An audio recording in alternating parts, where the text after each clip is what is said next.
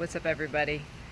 So it's a rainy day out here. I'm out on my deck and I'm thinking about motivation. So one of the biggest things that happens when people come and seek out my advice about nutrition or exercise or how to change their life is they say, I'm not motivated.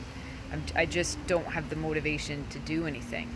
And that's a pretty normal state of being. So I've felt that before. I don't know anyone that hasn't felt that. And if you're there right now, then it's a normal place to be.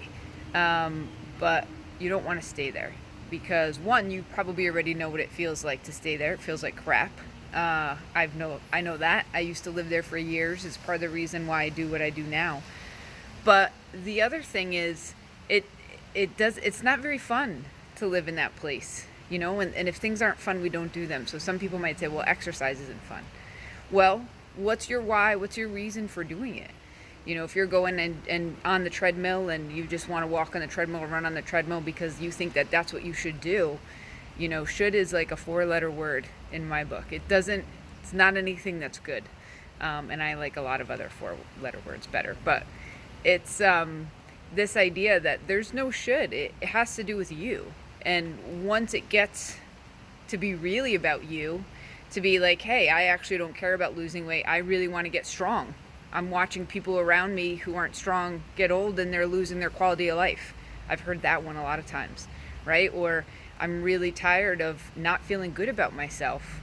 I'm a good person. I do all these things for other people and I can't seem to do something for myself on a consistent basis.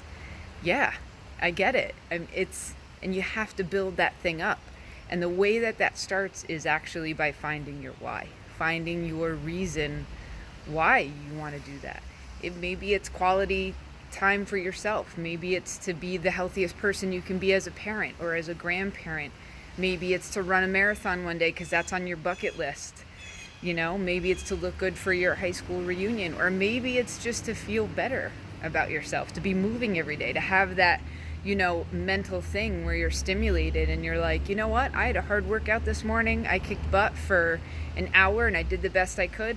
I'm not taking crap from this person at work today, So finding out what your why is and why you want to be moving, be eating better. It's not a simple thing, but it is something that So take a little bit of time. That's all it takes is time to find out what you really want to be doing and why.